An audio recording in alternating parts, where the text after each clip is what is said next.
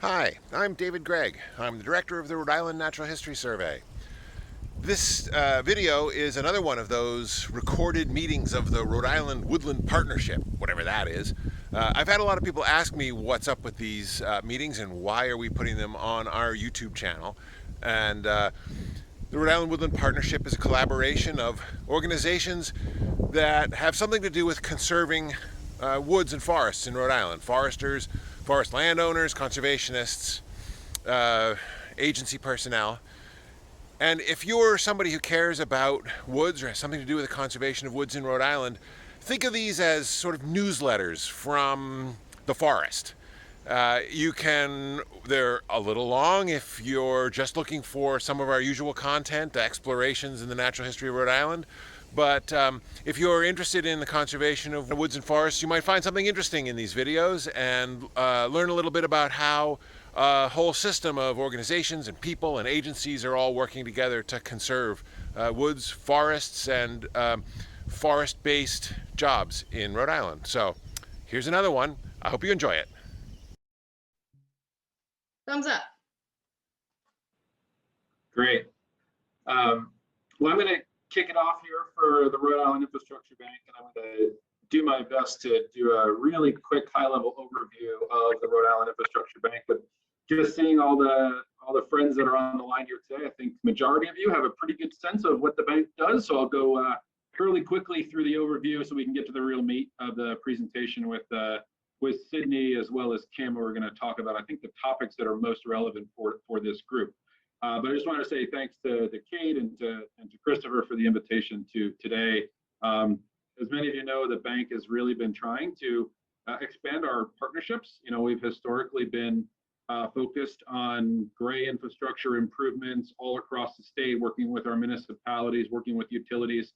And one of the things that's been a strategic priority of ours is finding ways to better invest in our state's coastlines, our floodplains, and nature-based solutions, as that is critical infrastructure. And you know, woodlands and forests are very much a part of that, and tied directly into the state's climate resilience action strategy, Resilient RIWP, which many of you really helped develop. And so we're excited about this evolving conversation and partnership today.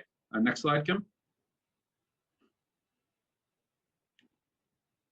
So the bank has functioned and continues to function as the state's centralized hub of climate resilience funding and financing for infrastructure improvements from coast to inland, urban to rural. We've been around for over 30 years, primarily focused for the first 25 of those 30 years on the drinking water and clean water state revolving loan funds. But when the current governor, Gina Raimondo, took office about 6 years ago, she worked with General Treasurer Seth Magaziner and the legislature to say, hey, we can do a lot more work in financing and funding the improvements that we know we need to be making all across Rhode Island. So we expanded our mission and mandate to now include more than our water programs, roads and bridges, energy efficiency, stormwater. And Kim, you can go to the next slide while I'm going through this. Into a kind of a more comprehensive suite. And this suite of programs that you see on the slide here has developed in direct response to what we've been hearing from our municipal and utility clients over the years. And so we've made this strategic push to move from being more program specific to now being more customer centric, which has allowed us to kind of be a lot more flexible and creative in developing funding and financing solutions that really meet the needs of our clients. But we found a couple of real key challenges over the last number of years as we've expanded our programs. And one of those has been, you know, we have financing and funding available, but do we always have the right projects, and do we know what questions to ask? And Kim, you can go to the next slide. And in service of that, we've developed a municipal resilience program. And this came directly out of Resilient RIWP and that challenge that we heard over and over and over again of when you ask municipalities and partners, you know, what can we do to help and how can we partner? The response is always, we need more money. But oftentimes there wasn't a really well-defined pipeline of projects in order to be able to proactively tackle. And so the Municipal Resilience Program is now entering its third year. It's a partnership between the Rhode Island Infrastructure Bank and the Nature Conservancy. And we've got a couple of our key and superstar facilitators on the line here today, looking at you, Nick Kerr, who have really helped kind of bring this program from pilot to now a sustaining program. Over the first 3 years of the program, we've focused on working with the first 2 years of the program, we've worked with 13 municipalities. We are about to announce next Monday the action grants from the 2020 round, as well as the participating communities in 2021. You can see the range of need and across 2019 and 2020. This is all in service of building up that statewide pipeline of projects that we get asked about all the time. You know, the governor's office, our agency partners, they say, how much do we need to do in terms of building a more resilient Rhode Island? And until the last couple of years, the response has been a lot. And we've been trying to find better metrics to put towards those needs so that we can be more effective in advocating for additional funds from our state legislature, congressional delegation, and so on. So we've been excited about the work on this program in building pipelines of projects, funding projects. We've got projects going on the ground, green infrastructure, dam repairs, coastal restoration, all across Rhode Island right now, and look forward to expanding into 2021. But the main reason why we wanted to mention this program was a couple of the key typologies of projects that are emerging from the municipal engagements with the Nature Conservancy and these community resilience building workshops has been around vegetation management, floodplain restoration, and looking for ways that we can better tackle nature-based solutions as a tier 1 climate solution. And so we've been really heartened by that, and that's really pushing the infrastructure bank to find ways to better engage in groups like the Woodland Partnership. And so that's why we're here today. And Kim's going to talk about the exciting work, and Kim, you can go to the next slide. Kim's going to talk about the exciting work that the infrastructure bank has been doing with American Forests and a number of you on the line for Rhode Island tree equity funding and financing, and how do we put that into a resource guide for municipalities to really engage. And then we'll turn it over to Sydney, who will talk about our water quality protection charge, which I think is a key intersection with all of the work of the folks on the line here today. So with that, I will turn it over to Kim, but thanks again for the invitation today. Thanks so much, Sean, for that overview and talking a bit about the MRP. My name is Kim, as I mentioned earlier. I'm going to be talking a little bit about the Rhode Island Tree Equity Funding, Financing, and Policy Guide. And many of you on the line, as Sean was saying, are probably familiar with this. Some of you might not be, and we just thought it would be something that would interest all of you here at the Rhode Island Woodland Partnership. This is an initiative that was built out of the Urban Forestry for Climate and Health initiative statewide. And this is being done in partnership with American Forests and the Doris Duke Foundation. And RIWP's part of it is to put together this guide of funding and policy mechanisms to really push urban forestry forward and achieve tree equity so that everyone, particularly in these urban areas, can receive the benefits of having an urban forest canopy. So when we started this process, our first goal was to look at what Rhode Island is currently doing for urban forests. And the answer we immediately found was actually quite a bit. There's the urban and community forestry grants through DEM, the energy savings tree giveaway, of course, as I mentioned, the Doris Duke Foundation support of the Urban Forestry for Climate and Health initiative, the green bonds, the tree warden program. And as you can see in some of the figures here, I have a diagram to the left of Tree City USA. This is a summary from 2019 showing 12 participating communities, the America the Beautiful grants that many communities take advantage of.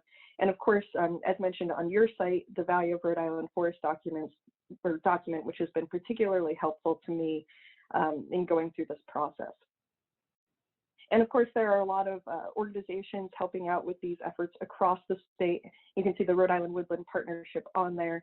And of course, I always say I'm going to be in trouble if I miss somebody, but this is a list I am continuously adding to. I think something isn't loading correctly on this slide. Oh, what do you, sorry, what, it might just be my screen, but I don't, they just came in. Never mind. Apologies.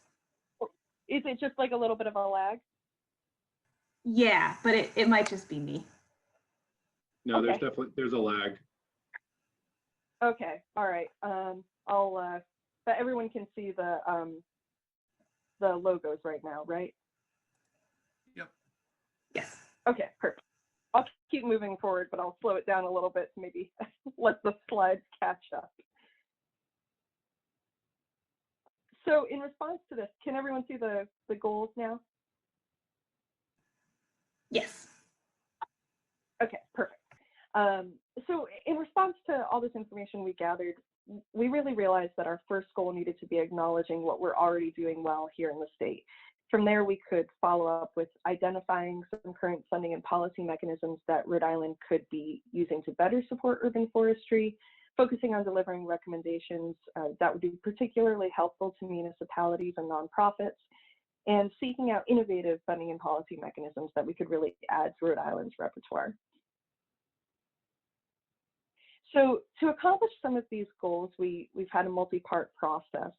The first part has been conducting interviews with state and municipal urban forest officials, just to get more background information on what's currently going on, what the needs are, and I've talked to some of you here today, and I'm constantly looking for others to speak with, so if you're interested in having a conversation, reach out and let me know.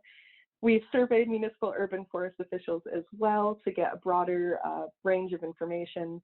We've collaborated with state government organizations and departments just to see how other state programs could be going further for urban forestry. We've looked nationally and compiled funding, financing, and policy mechanisms, and in doing so have reviewed some local and national approaches. And we've learned, particularly through our interviews and our survey, quite a lot, especially about current funding and policy in Rhode Island for urban forestry. On the funding end, we've heard a good amount about city and town budgets and grants. We've also heard a bit about capital improvement budgets and donations / fundraising for urban forests. On the policy end, we've heard about setback tree planting, percent canopy coverage requirements with new development, protection of significant trees over a specific size, as well as pulling urban forestry into comprehensive plans and developing tree inventories. On the other hand, we've also heard a bit about some challenges and barriers. We've heard about the difficulty in getting support for tree maintenance and also a bit for tree planting. We've heard about limited staff capacity, whether that's in terms of just hours in the day or not having a dedicated person for urban forestry work, steep competition for grant funds, as well as community concern about trees, whether or not they're going to fall, is that going to affect their home insurance, that sort of thing. And in asking what would be helpful in a guide, we heard about a variety of needs.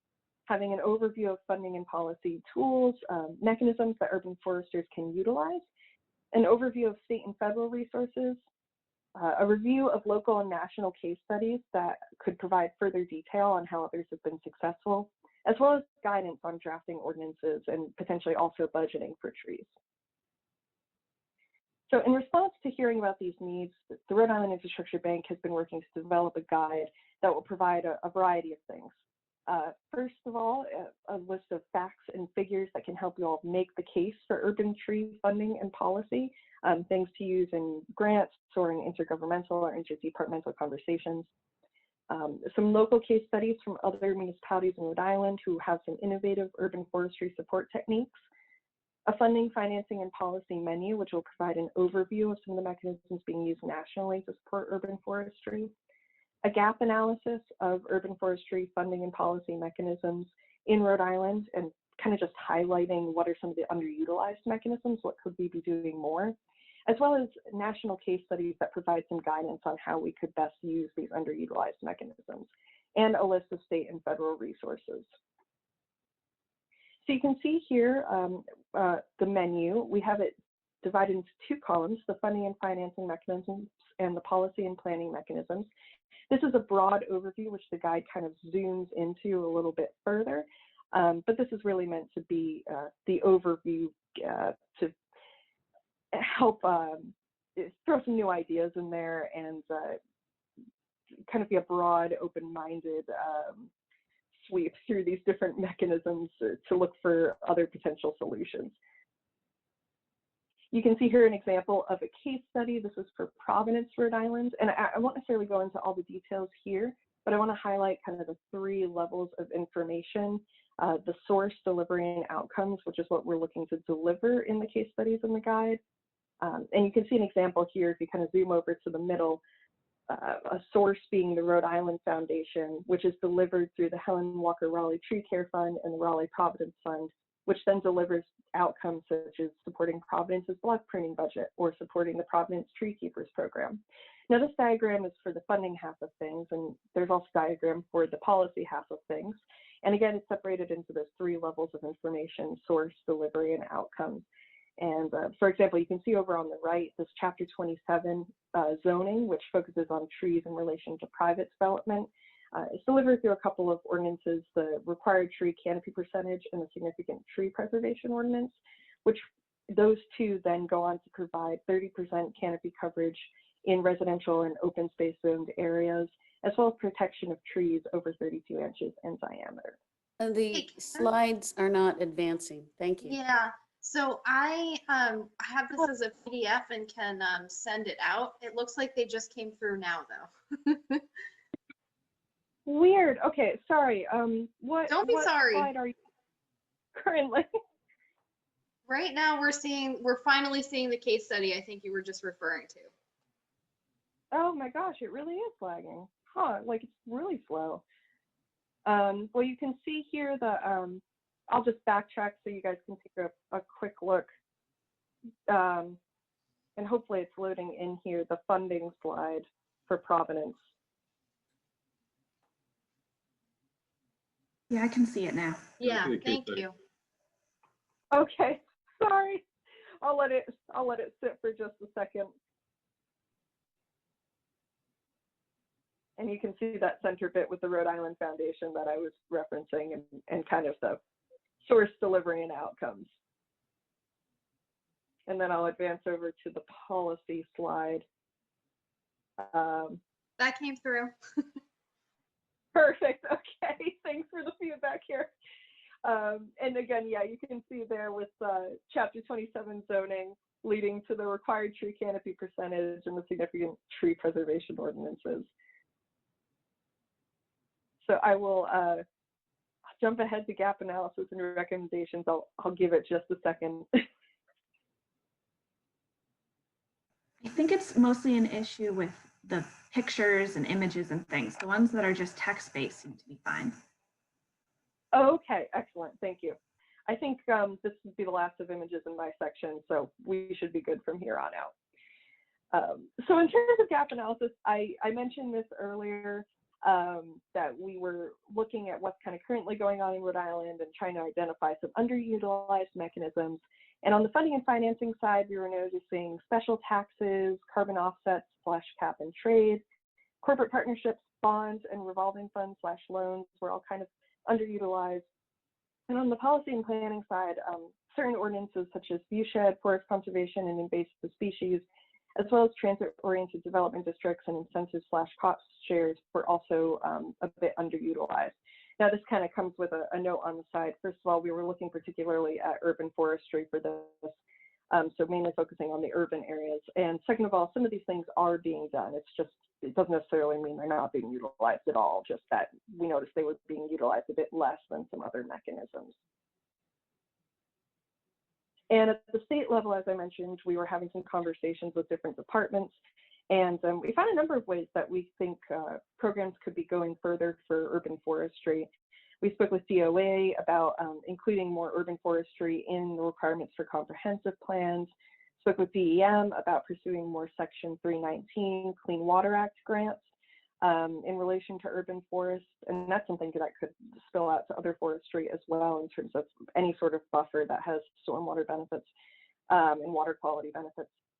Spoke with RI Commerce about networking with local businesses, getting them more interested in being forest friendly.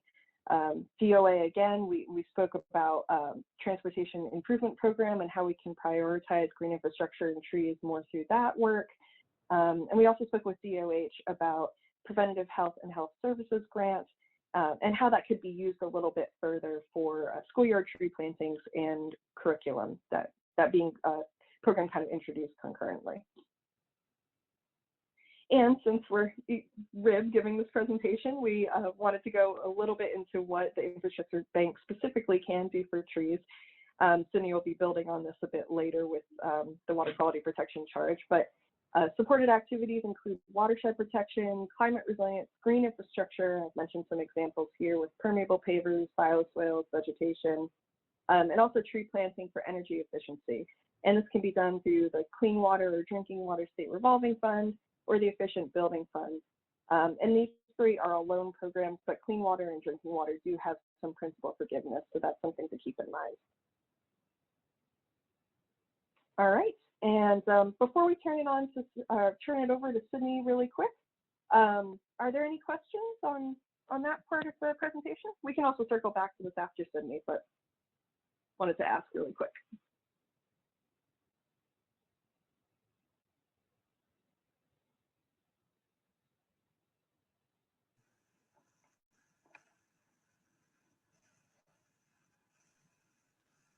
I'm happy to monitor the chat too. If folks want to put questions in the chat, I can alert people. Yeah, definitely. I know on my end with sharing the slides, I cannot currently see the chat. So if something comes in, Kate, definitely let me know. You bet. But awesome. In the meantime, I will go ahead and turn it over to Sydney. Great, thank you. Good afternoon, everyone, and thanks, Kim and Sean, for your presentations thus far. I'm going to be talking today about the water quality protection charge. And then, Kim, could you advance? Perfect. There are a few things I'm going to hit on today. First, I'll start with a brief history of the water quality protection charge and discuss how the program currently works. Next, I'll go over some of the needs of the program and ways in which we'd like the pipeline to grow. I'll touch on 2 project success stories that highlight the ways in which funding can be used to support really strong land acquisition projects. And I'll wrap up with a map that shows relevant geography across the state. This map might spark a few ideas about potential future projects, and I'd like to leave room for some discussion at the end. Thanks, Kim. So first, the history of the program. The Water Quality Protection Charge was established in state law back in 1989. The charge itself is 2.92 cents per 100 gallons of water, which is collected from water sales. The program has been updated several times, and the most recent version was launched in February 2019 with the Water Resources Board, which is an executive agency of the state of Rhode Island. Next slide, please. So how it works is this. The charge, that 2.92 cents per 100 gallons of water sold, is divided into 3 buckets. Water suppliers keep 6.9% for themselves for administrative purposes. 57% is sent to the state of Rhode Island's general fund. And finally, 36.1% is remitted to the Rhode Island Infrastructure Bank. This 36.1% works out to approximately 1 cent per 100 gallons sold, and so it's often called the penny charge fund. Providence Water, the largest water supplier in the state, manages their own penny fund and collects the 36.1% on both retail and wholesale water sales. In this case, retail means water sold to residences and commercial businesses, while wholesale refers to water sold to other water suppliers. While Providence Water manages their own funds, they're still restricted to the same use of funds as all other suppliers, which I'm about to get to. Next slide. The penny fund, managed by the Infrastructure Bank or Providence Water, can be spent in several ways. The primary purpose of the water quality protection charge is to preserve and protect drinking water quality. The best way to do that is to keep the land around the water supplies pristine. This keeps the cost of water treatment low and is the best way to ensure quality drinking water for future generations.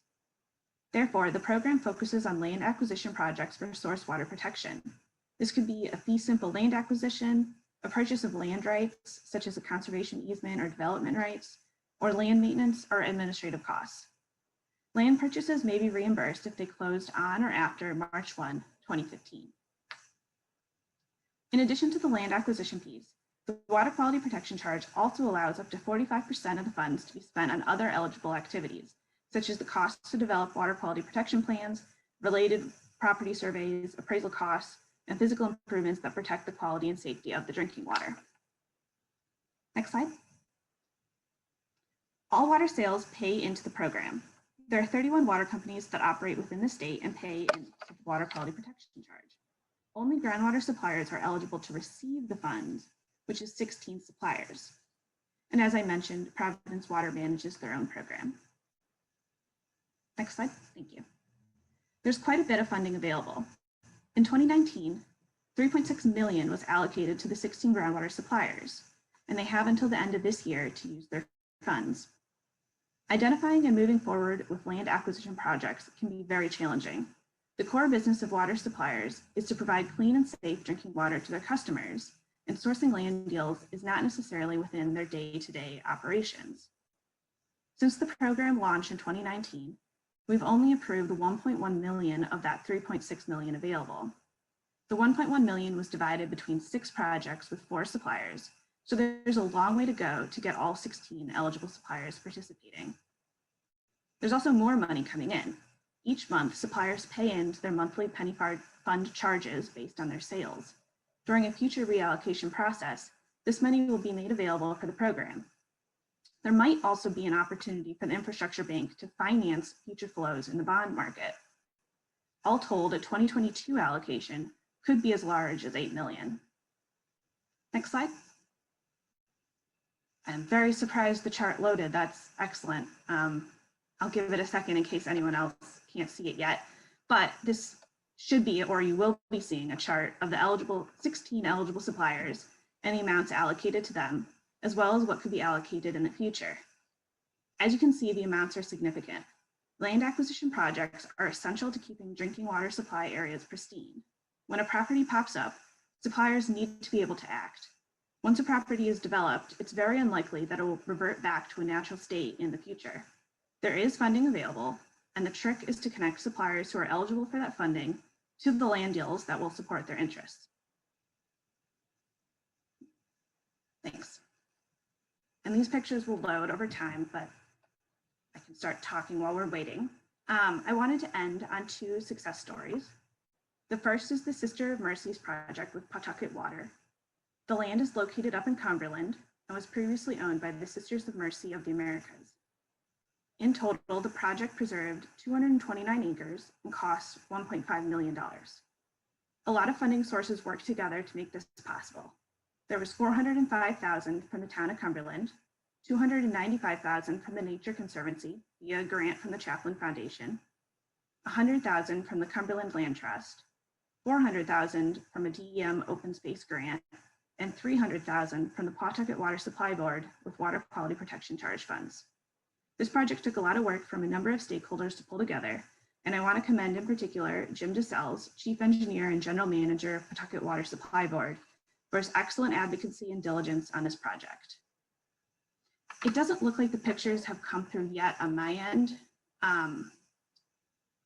so we could potentially move on and circle back, because I do want you to see it's a really nice piece of property that was preserved. Yeah, we can circle back, Sydney. Okay. And this one too.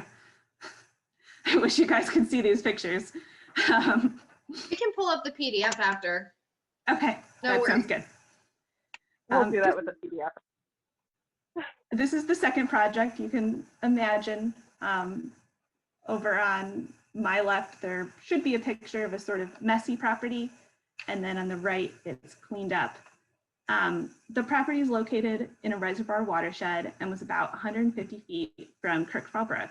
There were buildings on the site. You can imagine the area was cluttered. The materials and structure were removed and the well and septic systems were decommissioned. The parcel was brought back to its natural state and will be maintained in the future with forest management. There was just a huge difference. The area was completely cleaned up. It was a really nice thing to see. During the cleanup, a headstone was actually found on the property for a grave headstone.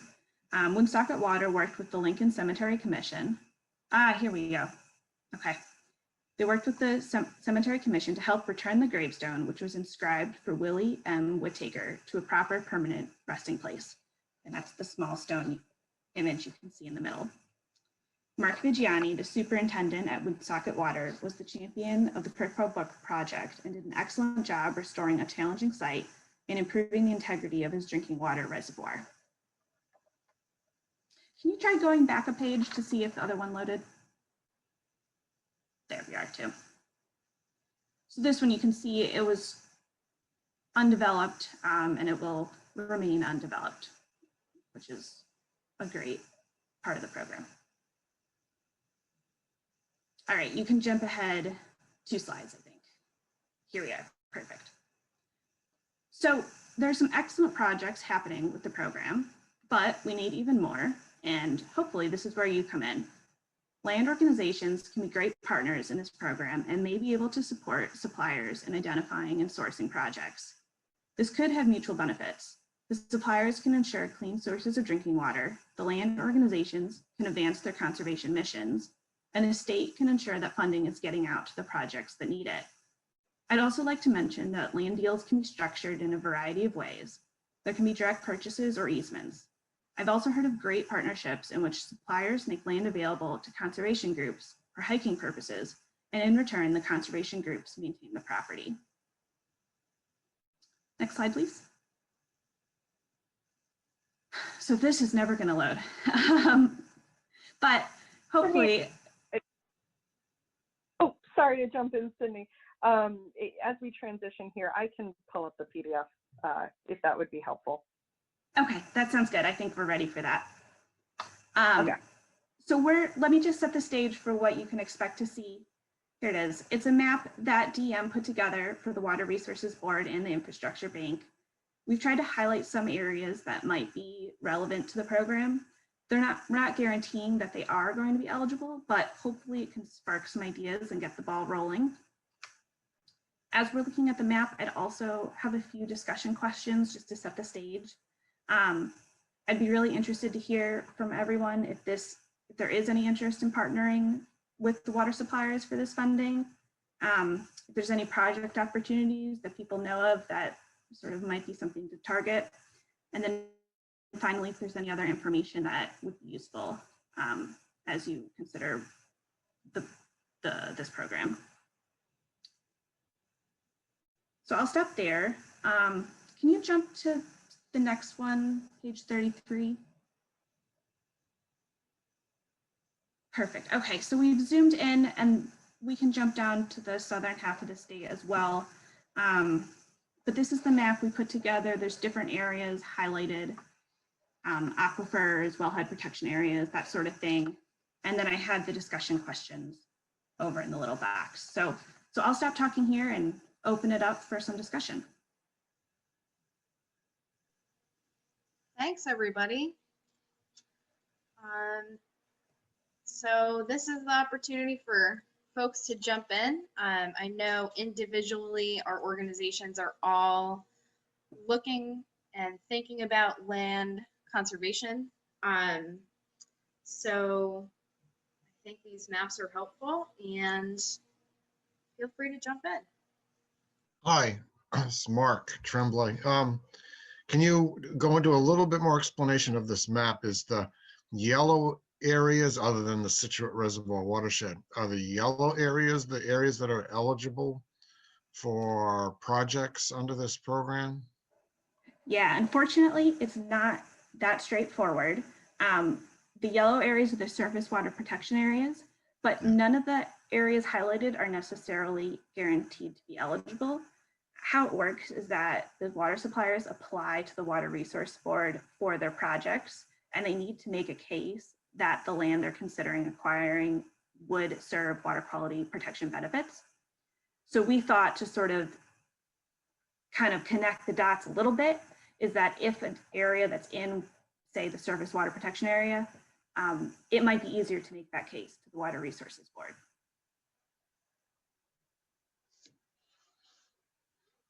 And likewise, just because something isn't necessarily highlighted in this map doesn't mean that a case couldn't be made. So I don't want to restrict sort of the realm of possibilities, but I thought given people's various levels of knowledge of the water landscape in Rhode Island, this might be helpful to sort of start the conversation. Yeah, another question. I was a little flabbergasted to learn that 57% of the money from this water quality protection charge goes to the general fund. I'm sure there's a perfectly good reason for that. I can't imagine what. So that it ends up being a penny per 100 gallon surcharge. And I know that Providence Water has utilized that fund for a variety of projects. I used to work there myself with Rich Blodgett. And the Northern Rhode Island Conservation District has done some projects with them, including the education program that Gina and Molly have been working on for, I don't know, 25 or so years now. So it's not just a land acquisition thing, obviously. There are lots of projects that they work on. It's testing in the watershed. It's sampling of for different pollutants. It's the outreach and education to watershed residents and all good stuff. But I mean, I know that we're focusing more here on land conservation projects, but what happens to the money? I think one of your slides showed that the 2019 funding had to be dedicated by December 2020, something like that.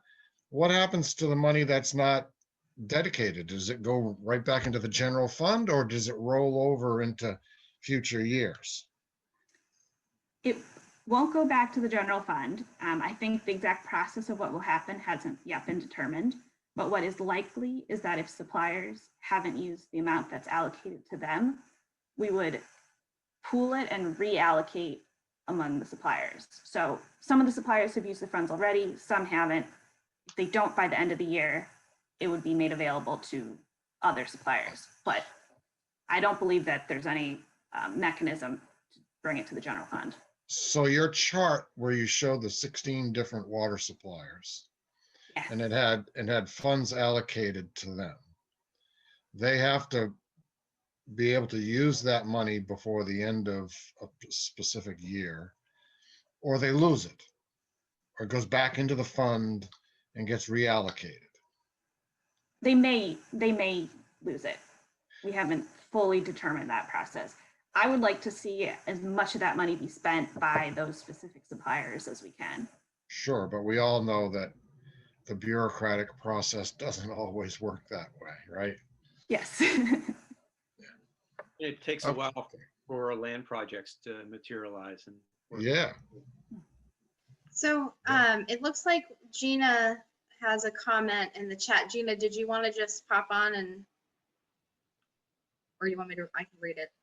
Water supplier, we're interested. Okay, just wondering whether the funds outside of Providence Water would be able to be used in the same fashion in terms of community programs and outreach and education for the purpose of water quality protection, non-point source pollution reduction. Would that be considered a qualified use of the funds? I believe so. It isn't specifically listed as one of the options, but the Water Resources Board can approve a specific purpose if an application is made. And in general, the same eligibility requirements apply to Providence Water as the other suppliers. So I can't imagine that would be a huge challenge. I do think, though, that the Water Resources Board wants to focus on land acquisition as much as they can, because once a property is developed, it's developed. I mean, there was the exception that I mentioned of Kirkfall Brook, but that's very rare. And so there's a little bit of a push to focus on land projects rather than some of these other projects. But all of it could generally apply. So I think I just want to jump in really quickly. So when we spoke a few weeks ago, I think that there is, and Sydney, you mentioned this, there's that little piece in the middle where maybe the water suppliers are thinking mostly about getting the water to customers and not about land acquisition. So I think that there is the intermediary outreach piece between, you know, potentially any of our organizations and water suppliers to make that connection between land conservation and water quality protection. I'm just wondering if there's room for that. So Gina's talking about outreach and education. We at the Northern Conservation District have a program that's set up to be transferred to any municipality or any water supplier. And there is a focus on protecting watersheds and getting a better understanding. I'm wondering if that can be incorporated, because it seems like we're going to have to convince the water suppliers to want to do this work and sort this out as well. So even if we identify properties, there's that piece.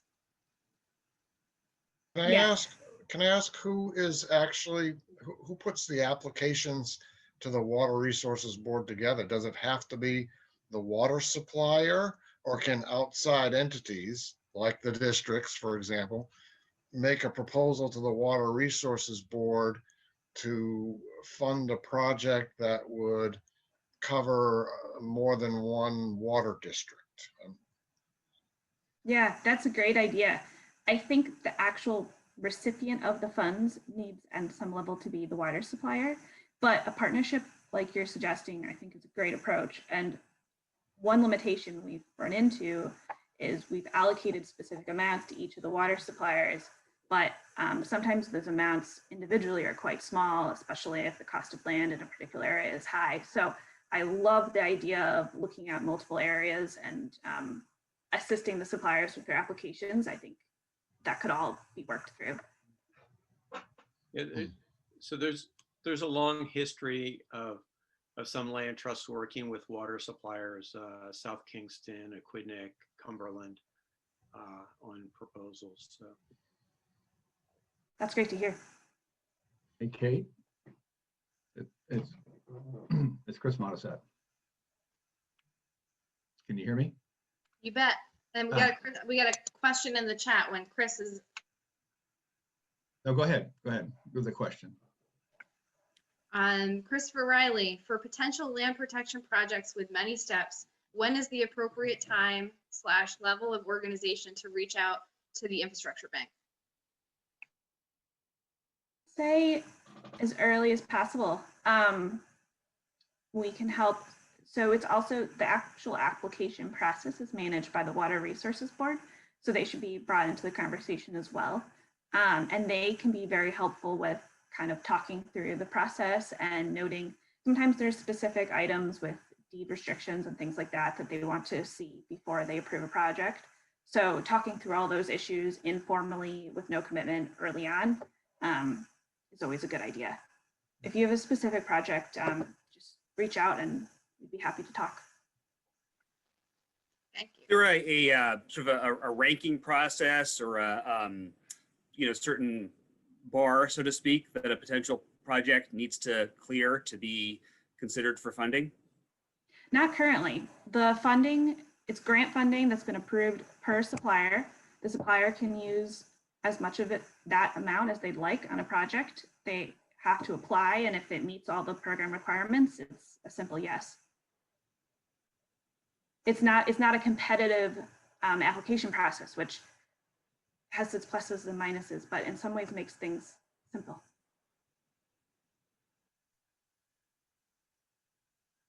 Chris Mods, that you want to hop on?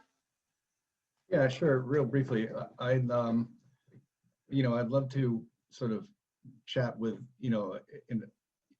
or at least I'll look into this a little further, Kate, but NRCS has a number of programs that are focused on water quality protection and land conservation. We have 3 specific easement programs: our agricultural land conservation easement program, our wetland reserve easement program, and our healthy forest reserve easement program. All of that could potentially be leveraged along with some of these other projects that water suppliers are using to sort of expand the reach of their conservation programs, as well as the 2018 Farm Bill required us to set up a source water protection program. We have a source water committee made up of representatives from US EPA, DEM, the Rhode Island Water Resources Board, the Rhode Island Waterworks Association, and the Rhode Island Department of Health that focus on sort of delivering some of our conservation programs on sort of land use programs that are related to watershed protection. That could be, comprehensive nutrient management, manure management, those types of programs that could have some direct benefits to water suppliers. So we would love to have a chance to sit down and talk about how we might, fit into the picture. I'm so glad you brought that up, Chris. That's actually probably how this conversation got started in the first place with that RCPP application, and thinking about leveraging infrastructure bank funds. So I agree, and I'm on board with trying to sort that out as we go into the future. How can we double or triple the amount of conservation work we can do on the ground by partnering? That sounds really exciting. Does the Water Resources Board have, I know for a number of years they were almost defunct as far as functionally, but it sounds like they may have been revived. Are they under DEM? Do they have staff? Well, what's the story with the Water Resources Board? They're under, I believe they're under the Department of Administration right now. I think they may not have enough members on their board, so they're looking for new appointees with the new governor coming on board. This program is not affected by that because these applications don't need the resource board approval. They need this Water Resources Board staff reviews to ensure the application is complete. And if there's anything particular like the education that's not listed as one of the predefined options, then it needs to go to the board. But if it's a land project or something that's already identified, the application doesn't need to see the board. So there is a staff. There's a staff person Yes. there. Yes, there's a few. Okay, so I wasn't aware of it. Okay. And I think they have like five to 10 members right now on the board. Thanks.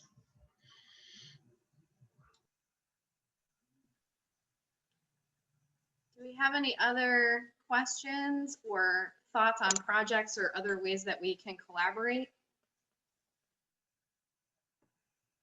Just in service of kind of stating the obvious and putting a finer point on, our interests here, and Sydney did a great job of walking through the details. And I think one of the things that jumps out to me every time I see it is that, it seems like this funding is underutilized.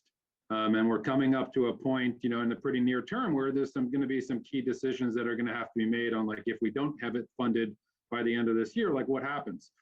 And so, we're really just trying to be as proactive as we possibly can, and, engaging with potential partners such as all of you on finding ways to really stack that pipeline as much as we possibly can in order to advocate for, this funding in the future. Is there any ways that we could make it better? And we see that, this is a mutually beneficial program, and there's not too many opportunities in Rhode Island where there's a sustainable revenue stream to do work we all care about. And, we just want to make sure that we're not leaving any stone unturned with potential ways to advocate for this funding, better uses of this funding, and to be able to help the water suppliers be able to gain access to this funding that they have at their fingertips. So that's really why we wanted to start this today. And look, I knew we weren't going to kind of walk away with a fully fleshed out list of projects, but we very much are focused on trying to build that pipeline with you. So we can all be on the same page and make sure we can heavily advocate. So thanks. Thank you. Is this map available in like the DEM map room, or is there a way to access this or the shape files?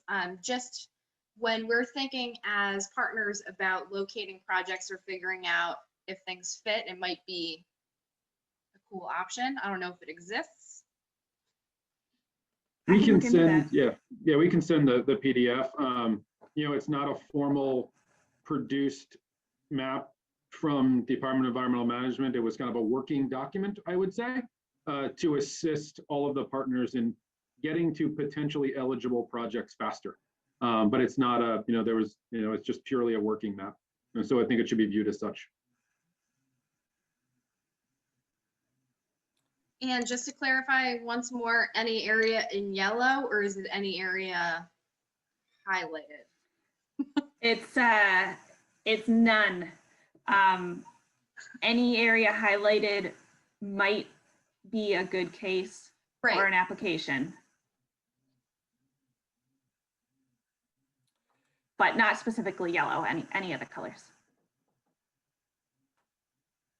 So it would be good to use this map in conjunction with the table that you have with each supplier's percentage of money so that you get a sense of what kind of partnership you could create. Yeah. Yeah, we can send that around. And a funny little nuance is Thank it's you. about protecting the water supply, which is not necessarily within state boundaries. So there are some areas in southern Massachusetts that feed our aquifer system, and so those lands would be eligible as well. I have a question. It's Ken Ayers from DM. And this is actually back to Kim on urban agriculture or urban forestry. I'm involved in a project, as are many other, called the Central Providence Opportunity Project, which is subsidized by a private investor, putting $8 million trying to lift up the area codes of 02908 and 02909 in Providence. This is something that the governor's office has kicked off. I really would like to see urban forestry play a strong role there. And I know I've talked to staff at DM about that, but I want to just connect you to those folks. If that's okay, I'll probably do so after this meeting. But we had a recent kickoff project with that project. And I mentioned what in terms of improving the conditions of those two zip codes, that urban forestry as well as urban agriculture could be critical. So just look for a connecting email from me to you all and them. Yeah, definitely. Thank you so much. That's perfect. Yep.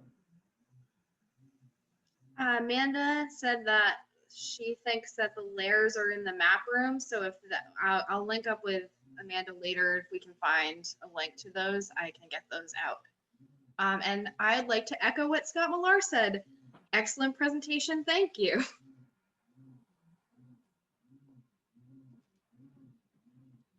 Anybody else have any questions or thoughts? And I will send the PDF of the presentation out right after this meeting. It has all those maps attached.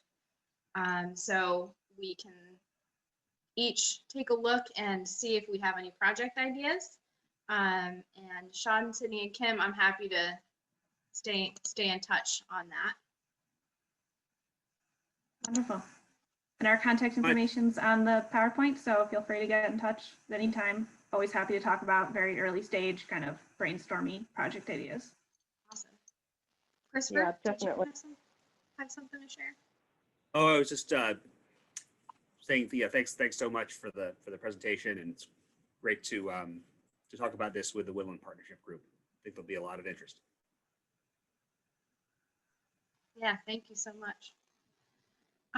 So next on the agenda, I have policy and legislative update and discussion. We know that the special election on the bond issues is March 2nd. I'm not sure if anyone wants to jump in with some updates on where things are headed. Scott, are you still here? Yep. You are on mute. Sorry, I'm not sure I can speak to the bond issue, although I've been sure, like a lot of folks out there, talking about it, encouraging people to support it. Ken, do you know, does DEM have, I know ECRI is putting out information, the Nature Conservancy has. DEM, A whole Ken, do you want to robust weigh in? campaign around the bond. The bond campaign is off and running. There's social media out there, lawn signs, the whole 9 yards.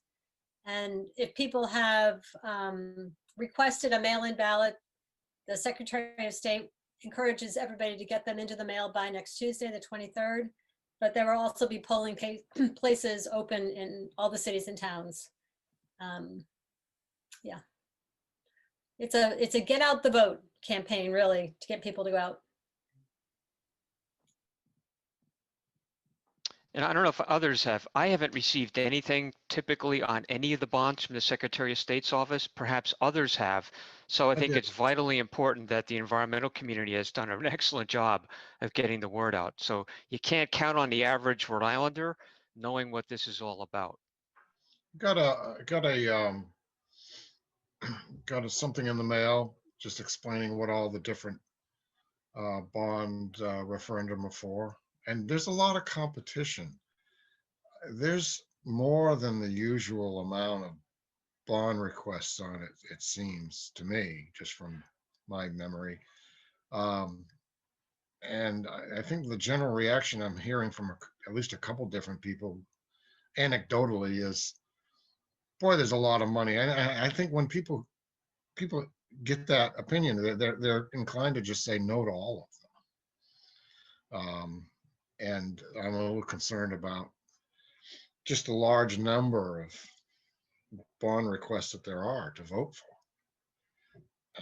What that's going to do. I mean, how many millions for a new fine arts center at URI? That dominating the education bond? A lot of people are going to say, a fine arts center, they have one. Why do they need a new one? No. So I'm a little concerned about that. That might poison the waters, so to speak. I don't know if anybody else feels like this. Well, Here's a good way to respond to that. Interest rates are at a historic low. The economy needs a jump start.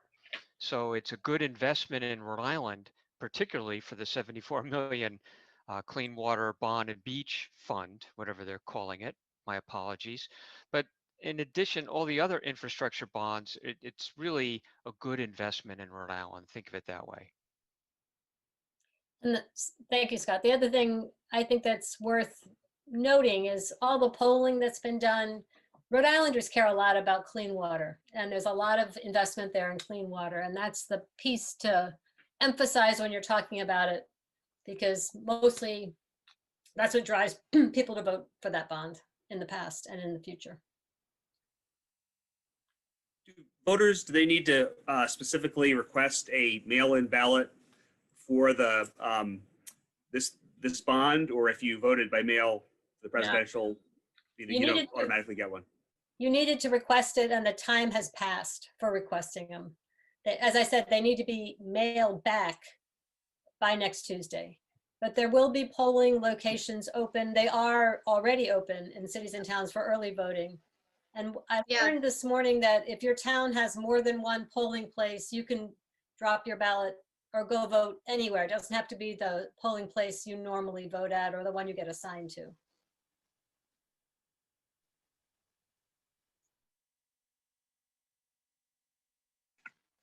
Thanks, everyone. Any other updates on policy, or should we just head right into partner updates?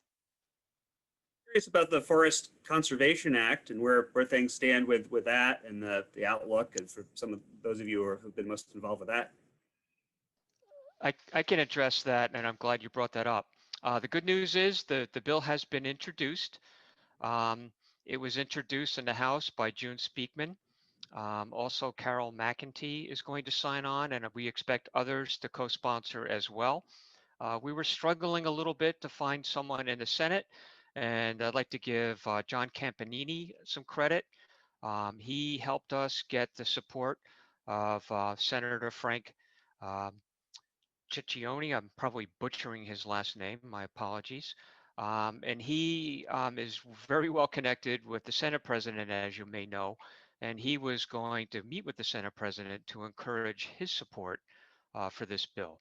So the good news is it's been introduced in the House and the Senate. I don't have bill numbers yet. As you're probably aware, there's just a flood of legislation that came in under the deadline, which was last week. So they're still processing a lot of this.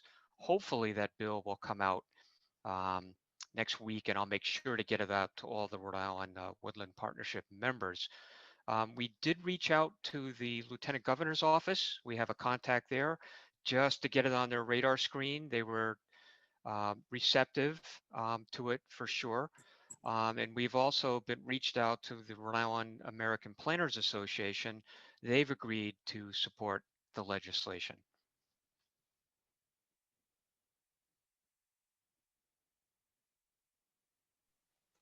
Thanks, Scott.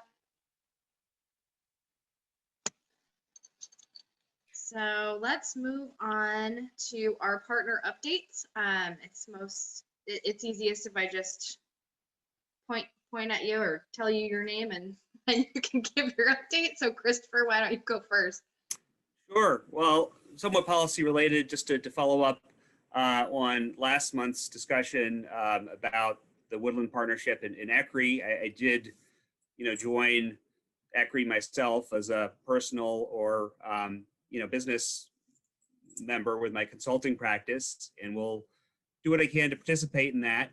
The fact that I'm a member of a board that sometimes meets at the same time as the ECRI meetings and just personal commitments will limit my ability to fully participate. So if there are other Woodland Partnership members, in addition to those who are already quite involved, who'd be up for participating in some meetings, I think that would really help. It's cost certainly isn't a barrier to participating for most folks, and know some folks like Meg and Paul Roselli, of course, are, and Rupert are right in there.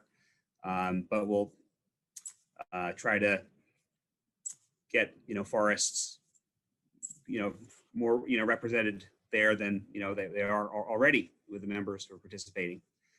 And just to pass on, one other update, wearing my University of Rhode Island hat, sort of in the sort of preliminary stages of putting together a potential grant proposal for a climate adaptive forestry demonstration or research project that could involve URI and be on DEM land.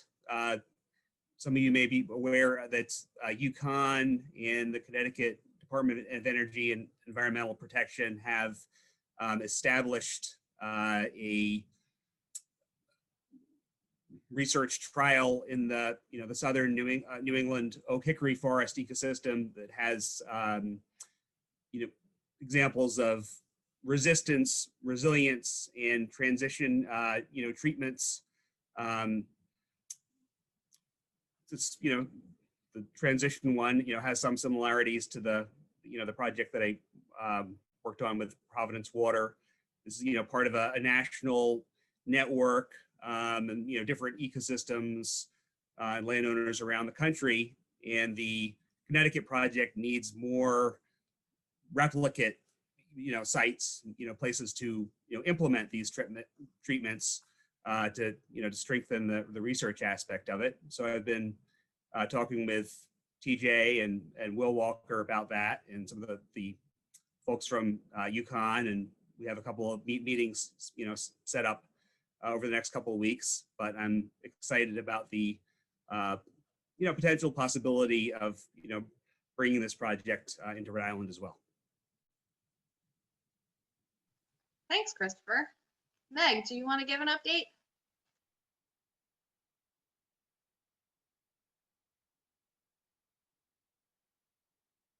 Sorry, I couldn't find my mute. I don't really have anything to update on. That works too. Mark, what about Rivco?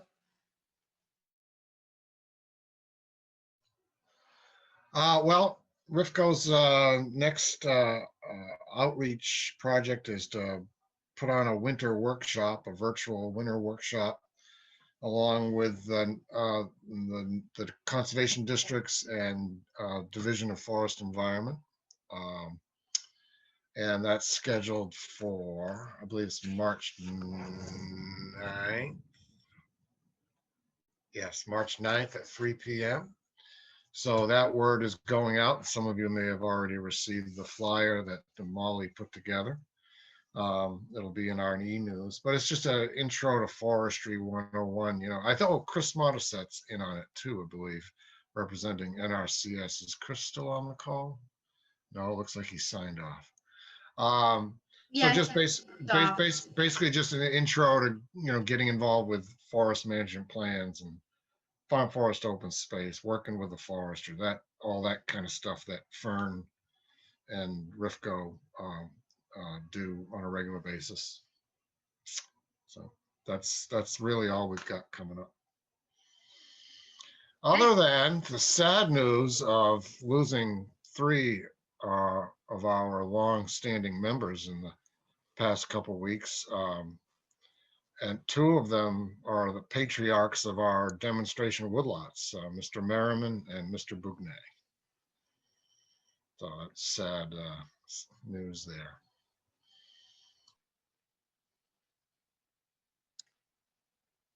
That's too bad, Mark. Thanks for the update. TJ. Thanks, Kate. So updates from Christopher and Scott are good updates as well for DEM and the work that we're doing with legislation and the partnership with Yukon and with Christopher on that demonstration plot in Tecopet. So that covers that, which is good. One thing I did want to say was thank you to everyone if you have responded to a survey that may have gone out to everybody that DEM is doing with updating, or we're working with a consultant group that's looking at holistically fish and wildlife and then the state lands management portion of forestry's operations. And I believe a few of you that are on the call here are going to be reached out to do a little bit more in-depth phone interview or Zoom kind of thing. So if you see that coming from somebody, it's not a unsolicited request, but I appreciate the effort and thank you. That's the big things from us. So thanks, Christopher and Scott, for filling in the gaps for me already. Appreciate it. Hey, TJ, can you also update on the fire plan and the stakeholder meeting Tuesday? Yeah.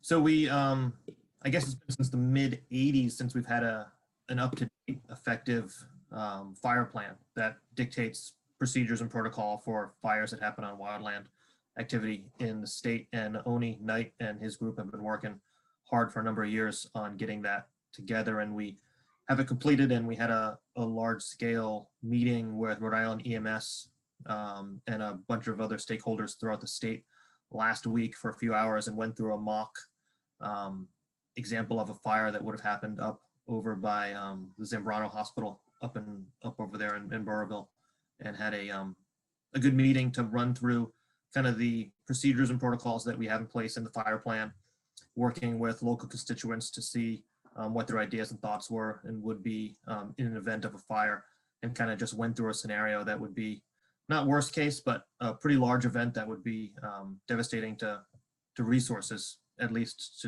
to go through the exercise of understanding who contacts whom, how all that works, and how our state is equipped to handle a large scale fire.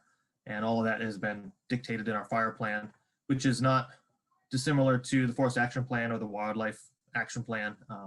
It's just that something that hasn't been updated as frequently, so folks don't really know that much about it. But now that it's in its final stages and getting signatures from DEM and the folks that need to be signed off on it, it'll be something that we'll be promoting at DEM. So more to come on that, to look out for that. And then on top of that, like Ken mentioned, for that consultant group who's working on the state lands management portion of it, we are going to be having a stakeholder engagement group with fire and EMS, particularly to talk to them about their role and how they see themselves working with us, how they do work with us, how they would like to work with us in regards to access in case of wildland fires, or protocols that they have in place to work with us, or would like to see improvements on that. So information from that will be updated with that working group and the consultants to particularly talk about that unique function of DFE. Hey, TJ, Mark here. Curious how the recent oak mortality scenario and the understory conditions, how did that come into play here in this process that you just described? Was it a motivating factor, or is it just something that was going to happen anyway?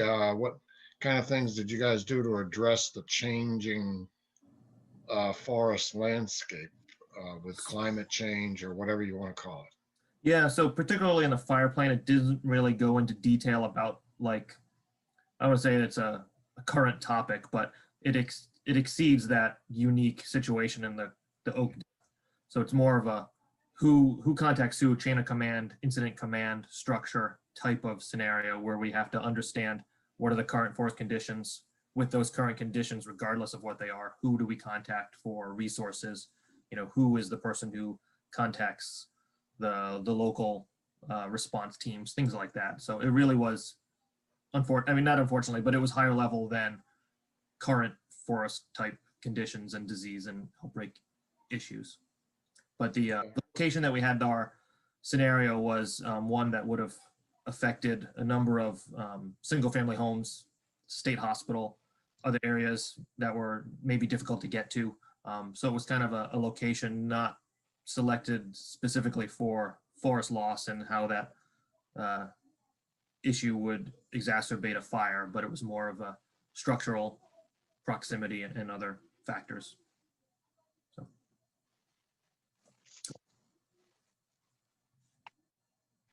Thanks. Yeah. Cindy, you want to give us an update? I don't have an update per se, but because I kind of jumped in on the Woodland Partnership kind of late and also was in a position where I couldn't really explain who I was last meeting, I just wanted to explain a little bit about my program. So I am the coordinator for the CAPS program, which is run through the Division of Agriculture and Forestry. And most of what my job is monitoring for invasive exotic pests. So these are pests that we don't have currently, and I'm looking to make sure that we don't have them by setting up traps throughout the state and in different forested areas. We use a lot of management property, parks property, Audubon, and nature conservancy properties. So this year, so the CAPS program, Mark, is Cooperative Agricultural Pest Survey Program. So insect surveys, so using trapping and visual survey. So this year we're focusing on oak, 2 oak pests that we're monitoring for, and also a lot of different softwood pests. So if anyone's interested, I can send an update, type up something about what we're looking for and just for curiosity. Or if anybody's interested and has land that you're interested in having monitored, we're always looking for new areas of the state. And another thing that we do a lot of is outreach. So we have a online reporting tool. So a lot of these pests, if you're having an issue and you find something like that's pretty identifiable, like Asian longhorn beetle or emerald ash borer, we have a reporting tool that stakeholders can use and residents can use to report if they see something. And so we can't obviously cover the whole state, so it helps to do a lot of outreach. So with that being said, Alana and I are actually doing some webinars for, thank you, Scott, for spotted lanternfly, which is a new upcoming pest. It's been found in Connecticut most recently with some regulatory fines in Massachusetts. So it's encroaching on Rhode Island, and we are having a series of webinars. Well, they're just one webinar, but we have a selection of dates for next week. So Alana can talk a little bit more about that and update you guys what the dates are exactly, because I don't remember the times offhand, but it's next Tuesday, Wednesday, and Thursday. So we're just going to be talking about the pest, mode of introduction to our state, and how to monitor for this pest. And we're really hoping to target the transportation industry and the trucking industry. So if anybody has any contacts in any of those industries, it'd be really helpful to pass along, because they're very hard to reach and they're also a huge risk. So that's about it for an update from me. So if anybody has any questions about the program or anything, I'm here. Thanks, that was really helpful. I'm glad, thank you. Alana, why don't we just transition over to you, because Seems like a good segue. Sure. Yes. Cindy, I think you really covered it really well. But just in terms of the spotted lanternfly outreach and webinars that we're going to host, I didn't know, Kate or Christopher, if we could send you the email we've been sending out with the information on the webinars, if it could be a possibility to share with the partnership, and then, partners can share with their, respective stakeholders and cooperators that they work with. Yes, I think, Nancy, is that what you sent me the other day? Because I think I have it, but you can resend it and I will pass it along. What I posted on the Facebook page or sorry. You sent me an email about lanternfly, but it's okay. We'll figure it out. Okay. I did send Well, you I'm an just email with some invasive plant stuff, but I also posted the workshop on our Facebook page. Well, we can, I'll send you the email notification that we've been sending out as well. It's the DM press release that Cindy put together. And then just sort of to also mention, spotted lanternfly impacts in like the forest ecosystem as a whole. I think the impacts are largely unknown because it is a relatively new pest, but I think it's something that the forestry community should pay attention to. And I know there's like early reports of spotted lanternfly nymphs attacking maybe younger growth trees. So in terms of our large topic about, tree regeneration and stuff like that, it could be relevant. And I think we just very impactful on the understory. So new growth, it's pretty devastating. What the reason it is because it excretes honeydew, and that attracts different other pests like ants, but it also fosters the growth of sooty mold, which chokes out most of the understory plants. So that's the biggest impact that we're seeing so far, but it was only introduced in 2014 to Pennsylvania. So it's only been about 6 years since it's been spreading through the eastern US. So we don't really know the impacts fully. Great. So we'll send that down the pipeline. Thanks, guys. And while I have the mic, maybe I'll just give a little acknowledgement or update about the Rhode Island FEMC venture. So we are hosting our first state partnership committee meeting tomorrow. And so we do have on this call, we have Kate, David's not here, Fern and Cindy are representing their organizations as well as the Woodland Partnership. And of course, that Nancy Stairs is on this FEMC steering committee and deeply involved in this as well. We're hoping also as well, Amanda, that maybe she can have some participation in this, but I know that's pending. But just in general, we value the expertise that the Woodland Partnership as a whole brings to the table, and especially with it being the stand-in committee last year. So I think that there will be a closer conversation as we move forward with like regional and sprint projects, state projects in the future. And that's about it for me. Thank you. Scott Millar, you have updates? Just one more.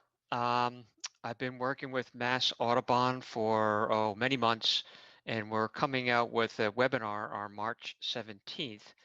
The focus is really trying to let people know that we need both renewable energy and the forest to be successful in our fight against climate change. We're just putting the final touches on the brochure, but I will be sure to send that out to all partnership members as soon as it's available. And again, it's March 17th. I hope you can tune in. Thank you. Paul, you have any updates? Yes, we're still working with the farm energy program with the landowners and the farmers that have grants with us. So we're continuing on that grant. We're also working with our geothermal program, and we have a workshop, a virtual workshop next Wednesday night, 6 o'clock. It's dealing with greenhouses and climate batteries to do that off of solar collectors. If you're interested in that, please contact me or look through our on the farm energy page that we have on our February newsletter. We'll have that. We're in the beginning stages of trying to figure out how to do coverts 2, We have a site, we have a date, but we're not sure if we really want to bring people in. So right now we're hovering around May 22nd, whether we're going to do that in person or virtual. And that's where we are. Thank you. Nancy, do you have any updates? Yeah, a couple of things. One is that the State Forest Action Plan has been formally approved by the powers that be in the federal government, so we are all official. So that's good to have and to know. Just to Mark Tremblay about the fire plan, it really is a response document that outlines what the steps and procedures are for making decisions for and identifying resources needed and how they're accessed. So it's more of a how-to document that is looks at wildfire response as opposed to justifying it, but just what the processes are and who all the partners are. The other thing is that if you liked the talk that we had today, the U.S. Forest Service has a webinar on the tree equity project, and that will be on March 10th, and I'll forward that information to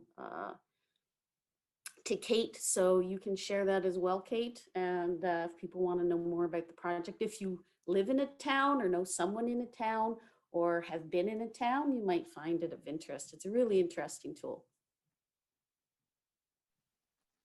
Thanks, Nancy. Lou, you have any updates? Yes, one update. We are accepting applications for our urban and community forestry grant program. RFP and other information is on our website. And if you have any questions, obviously, feel free to ask me. Thanks. Ken, you have any updates? Ground's all been covered. I'm good. Thank you. Ground's covered and now it's covered with snow where I am. Fern, what about you? No updates for me, thanks. I have a few small ones. I just heard from Bruni yesterday that it's likely that we'll hear about that RCPP grant that Nancy and DEM put in maybe next month, but it's, who knows, you know? If we do get it, there is a long negotiation period that will then ensue, so we'll see what happens there. I don't know how many people have heard about that giant Amazon 200-acre thing that could potentially be happening in Johnston. I recently contacted David Gregg for the Snake Den BioBlitz information. It's Johnston. I don't know if there's anything we could do. Cindy's raising her hand.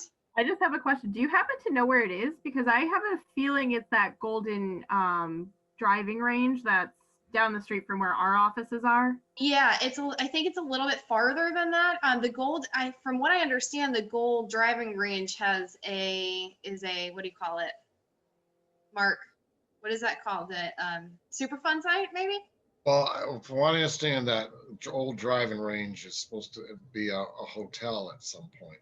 Oh. But that proposal is not nowhere near as far as along as the 200 acres or so they're talking about. The Amazon distribution centers across the highway from there.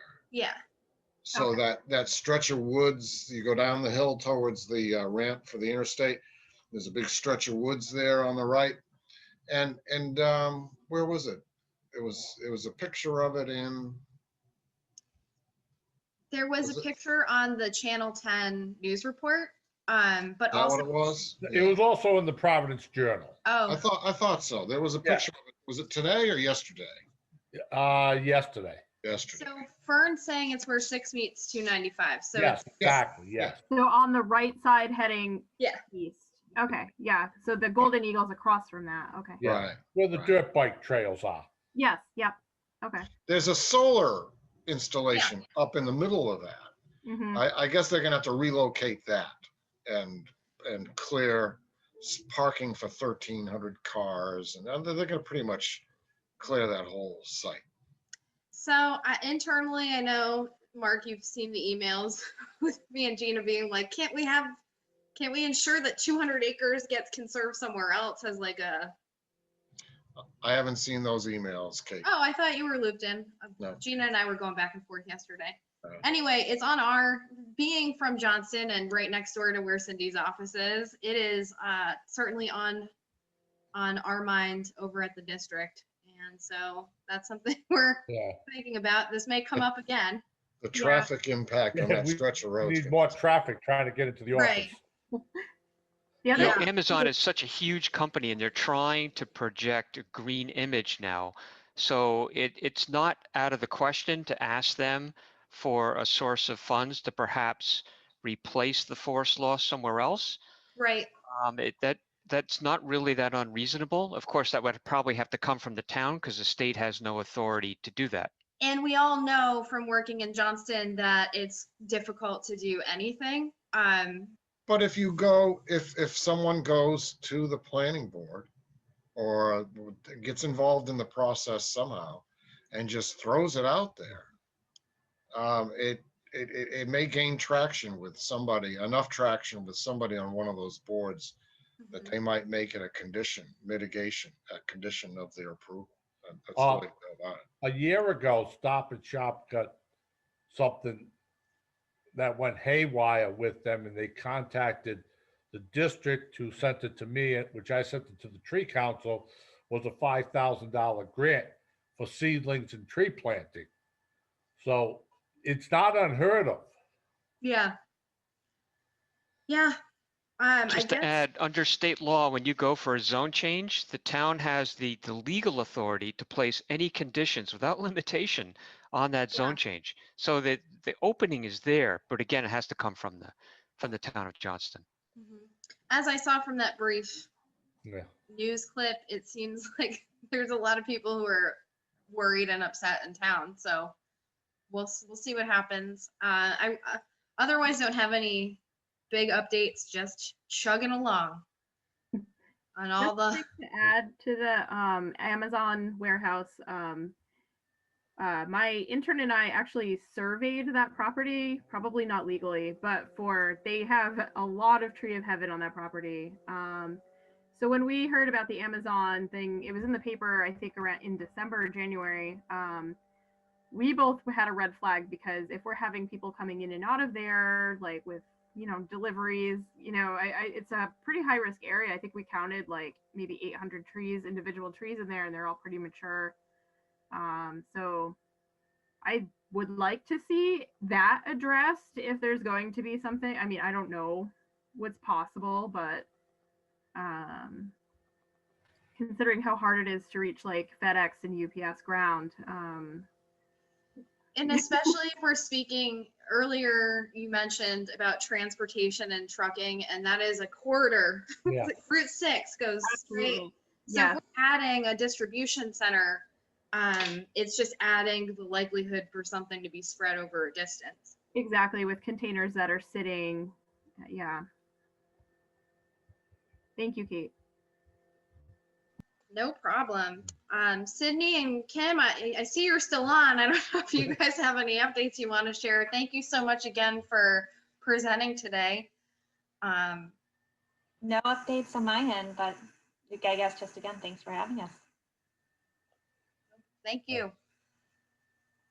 And I will make sure we share all that information. It seems like I actually have a lot to share in this follow-up email. So I'll wait a day and make sure I collect all of that to get that out. And as everyone is thinking about those maps in the watershed areas in the state, if it's easiest, you can just send me ideas. I'd be happy to coordinate that with the infrastructure bank. And I know that I will be working with Gina DeMarco a little bit on more of that education piece that we were talking about today to see if we can make some strides there with the Water Resources Board moving forward. And with that, we good? Anyone have anything else?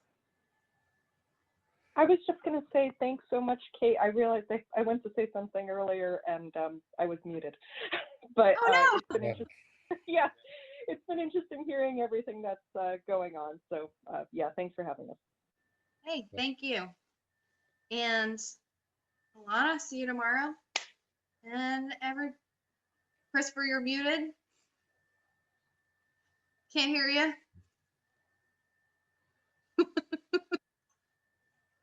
I think I was wondering if Paul had something there, but I think he was just waving. Waving goodbye.